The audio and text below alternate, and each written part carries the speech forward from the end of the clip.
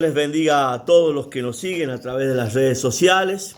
En esta oportunidad quiero compartir con ustedes una historia de la palabra de Dios que se encuentra en el libro de los Hechos, capítulo 3, y le invito a que usted pueda leerlos conmigo en este momento.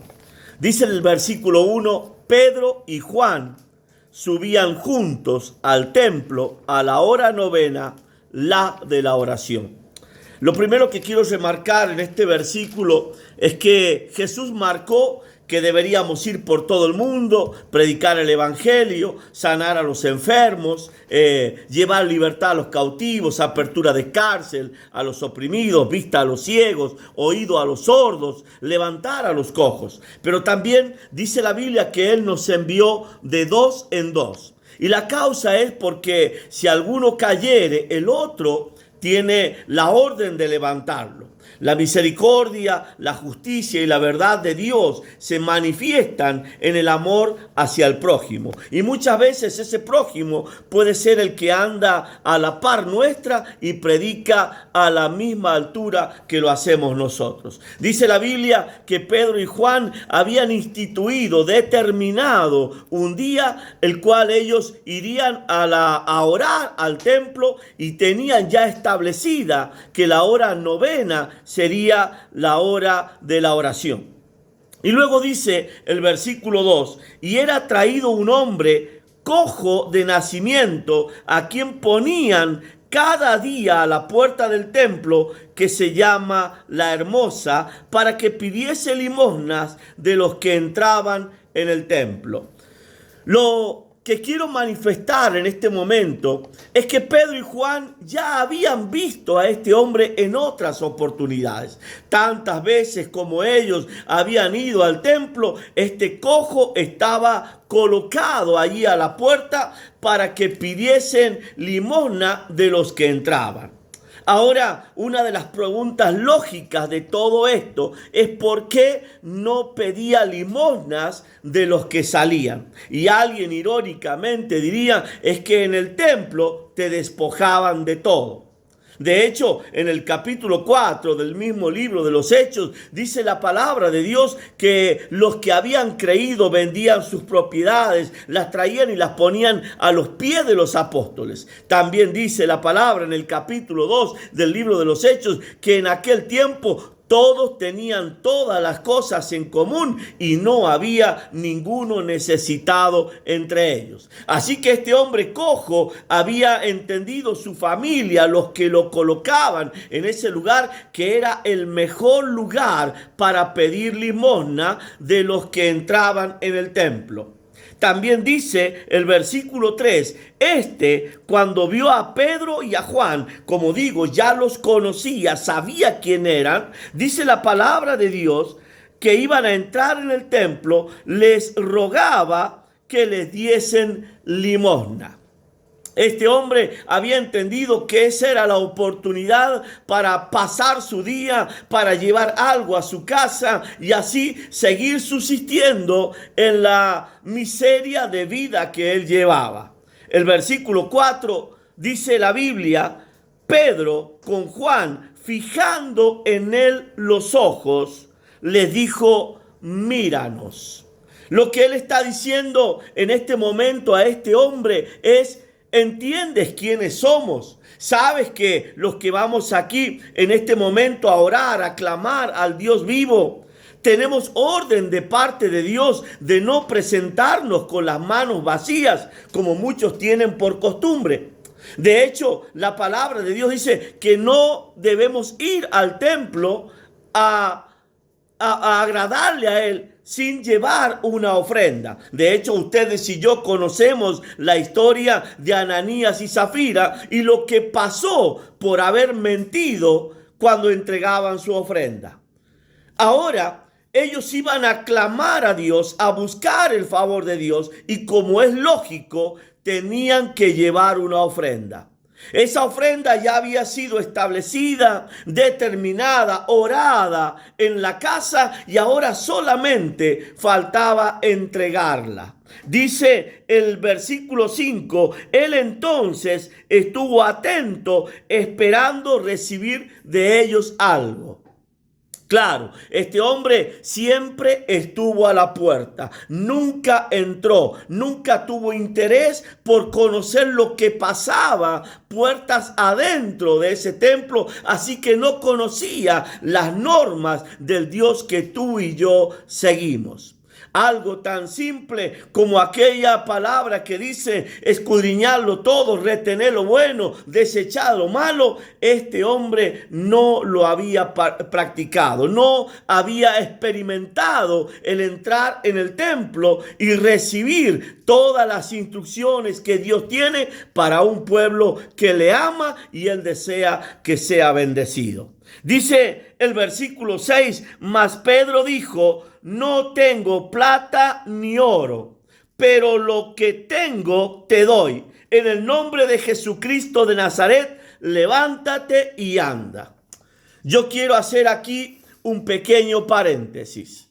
Pedro está estableciendo un principio. No es que él no llevaba plata y oro. De hecho, él, el que enseñaba la palabra, el que fijando los ojos sobre el cojo, le dice, míranos, yo soy el que enseña, soy el que instruye. Yo no he de presentar ofrenda a Dios, he de faltar ahora a Dios dándote a ti lo que yo determiné en mi casa que era para Dios. Capítulo siguiente, entenderíamos esta palabra cuando sucede lo de Ananías y Zafira. Ellas habían determinado en su casa llevar tanta ofrenda a Dios y en el camino parece que se les perdió algo y llegaron con menos de lo que habían prometido. La Biblia dice, mejor es no prometer que habiendo prometido no los cumplamos, porque Dios no se agrada de los tales. Entonces Pedro dice, no tengo plata ni oro. Lo que tengo, lo que llevo en la alforja, ya está determinada, tiene dueño, no me pertenece, ya la he consagrado a Dios. Muchas veces en los templos se levantan limosnas como si Dios fuera un mendigo. Cada vez que nosotros vamos a orar, a presentarnos delante de Dios, vamos a entregarnos, a encontrarnos con aquel de quien Jesús enseñó, Padre nuestro que estás en los cielos. Un cielo le queda chico, 2 no lo pueden contener y 3 no le son suficientes. De hecho, la Biblia dice que Él habita en 7 cielos. Su trono está en los cielos. Imagínate la grandeza de aquel ante quien te vas a presentar y qué es lo que puedes llevar para honrar a un Dios tan grande y tan misericordioso y precioso del que tú y yo vamos a clamar su favor. Entonces Pedro le dice, no tengo plata ni oro, no me pertenece, ya está consagrada, mas lo que tengo te doy. ¿Qué es lo que tenía Pedro que podía dar respuesta a un hombre que por primera vez en la vida le dirige la palabra? Me imagino cada vez que Simón y Pedro y Juan entraban al templo, quizás lo hacían con tanta vehemencia, con tanto deseo de orar, de clamar a Dios, de ver lo que Dios haría dentro de ese templo, que nunca tuvo ojos para ese que estaba tirado a orillas de la puerta. Como sucede muchas veces cuando estamos en la presencia de Dios y no queremos mirar para abajo. Esta vez el hombre les hace mirar para abajo, pero Pedro, cuya gloria está en los cielos. Recuerdo aquel pasaje del libro de San Juan donde Jesús hace una oración por sus discípulos. Y Jesús dice, Padre, yo te ruego que donde yo esté, ellos estén conmigo. No te pido que los saques del mundo. En otras palabras, que ellos estén en mi presencia, pero siempre con sus pies asentados en la tierra. Y ahora es cuando Simón, con los pies en la tierra, esperando ver la gloria del Dios eterno que tantas veces se había manifestado, como cuando aquel día en que él caminó sobre las aguas, como el día en que vio la pesca milagrosa, como el día en que Dios le sanó la suegra de esa fiebre. Ahora él estaba a las puertas del templo con un hombre cojo de nacimiento. Cuando yo predico esta palabra, como lo hago hoy, me viene a la memoria algo que me sucedió hace unos años en el Club Independiente, allá en la ciudad de Trelew. Habíamos realizado una campaña con el pastor Fabián Navarro y otros pastores de la ciudad. Y recuerdo que uno de esos días, mientras la gente pasaba a dar testimonios de todos los milagros que Dios había hecho durante esos días anteriores, un hombre empezó a gritar de la tribuna: Rubén del Moral, hoy tú sales muerto de este lugar.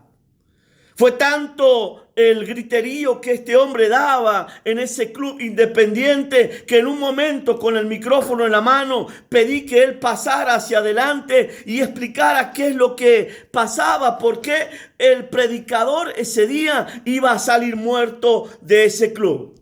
El hombre vino y me dijo que él era un hombre que practicaba la magia, que era un hombre que practicaba el ocultismo y que él iba a orar por mí ese día y que yo moriría allí en ese club.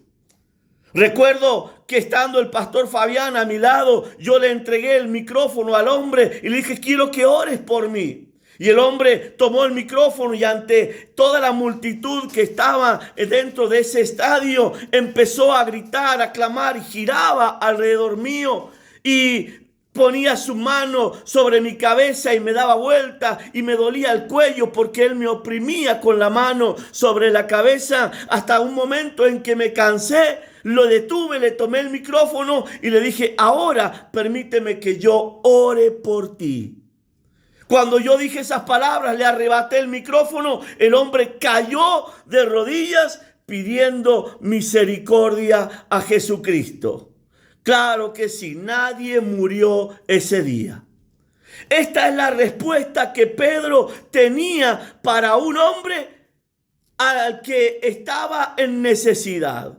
Cuando yo leo esta palabra, dice la palabra de Dios que él era cojo de nacimiento. Diríamos en idioma vulgar, un mal nacido. Una persona que toda su vida anduvo mal, se arrastró. Una persona que nunca pudo caminar conforme lo que Dios determinó y estableció para el hombre. Allí está Pedro diciendo: no tengo plata ni oro porque yo sé honrar a Dios. Y Dios honra a los que le honran. Como aquel día cuando ese hombre que practicaba ocultismo prometía que yo iba a salir muerto.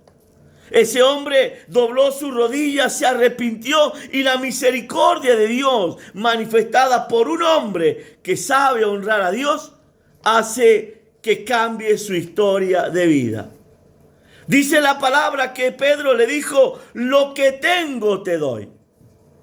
¿Cómo puedo hacer mío algo que es de Dios? ¿Cómo puedo hacer que lo que Dios tiene como suyo, porque su gloria Él no la comparte con nadie, ahora yo me haga dueño de esa gloria y le cambie la historia a aquellos que ni siquiera le conocen?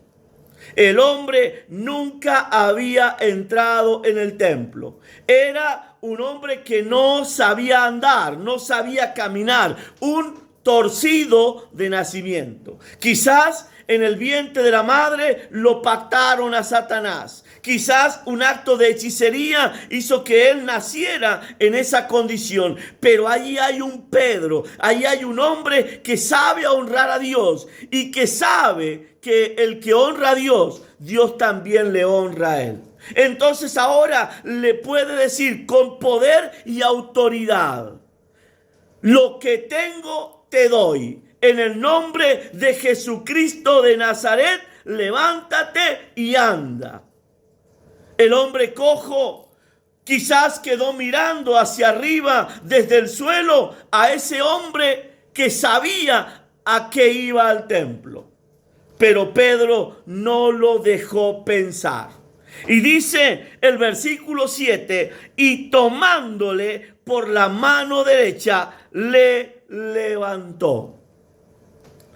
Escuchaba hace unos días que un hermano le había dicho a una persona de la iglesia: usted no se sana porque no tiene fe. Y yo le pregunté: ¿y por qué no la sanas tú con tu fe? El día en que Jesús predicaba en su casa y le rompieron el techo, la fe no fue del paralítico que era llevado en la cama, sino de los que rompieron el techo y lo introdujeron donde estaba Jesús.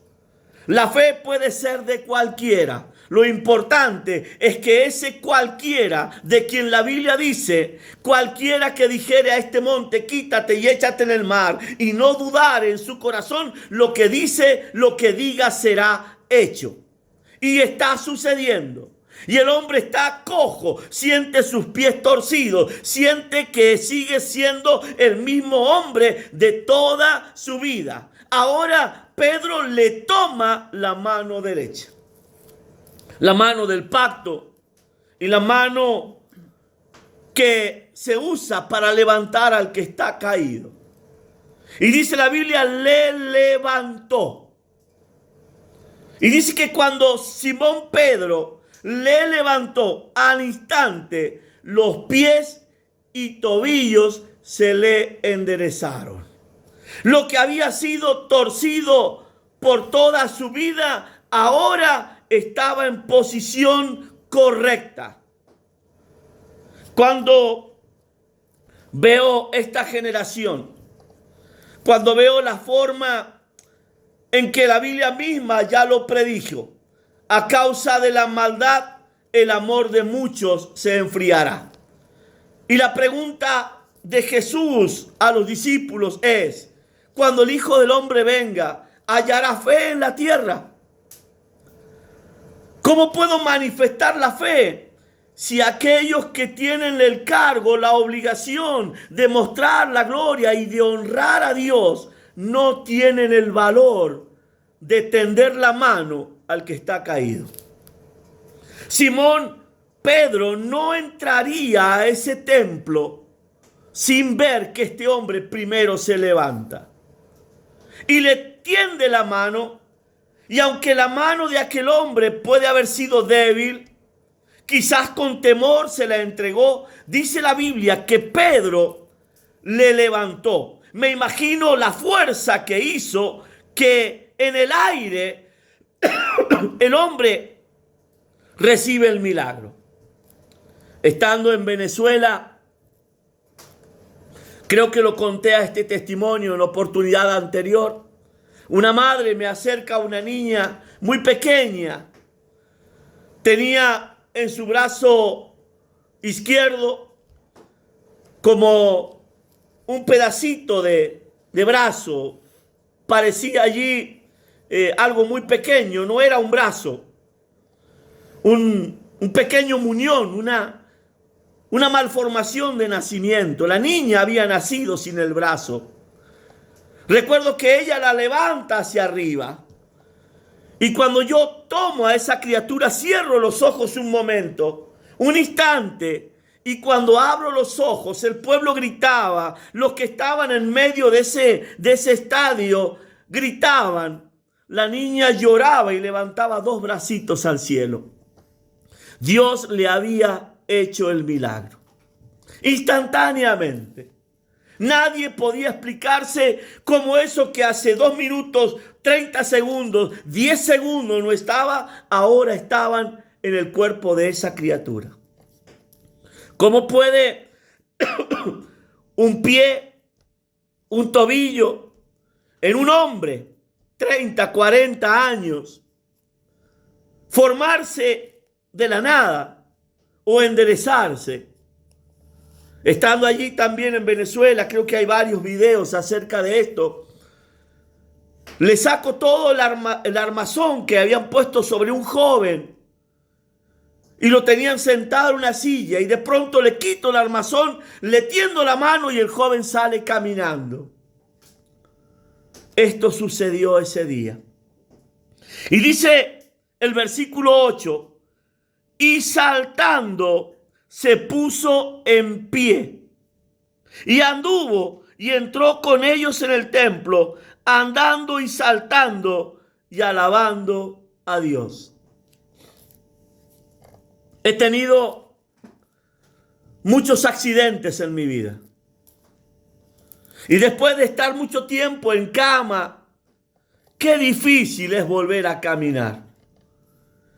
En los hospitales actuales, los modernos, hay terapias, hay tratamientos para que en esa rehabilitación usted vuelva a tomar la confianza y los músculos tengan la fuerza para caminar. Este era un hombre que nunca estuvo en pie, nunca caminó, toda su vida se arrastró. Y de pronto, después de un salto, termina siendo un caminador experto. ¿Cómo puede Dios, sin dolor, sin rehabilitación, sin terapias, hacer que el que nunca caminó, camine?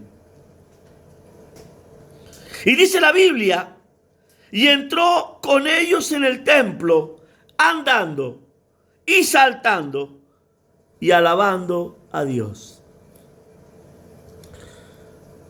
Espero muchas veces una iglesia gloriosa donde no solamente se predique el evangelio, sino se lo muestre. Cuando tengo la oportunidad, como el día de hoy, de llegar a muchos hogares, quiero decir que Dios lo está haciendo en este momento. Y aunque muchas veces como hombre, como padre, como profeta, tengo que callar lo que Dios me muestra, porque asusta, se los voy a mostrar. Y dice la Biblia, y todo el pueblo le vio andar y alabar a Dios. Estando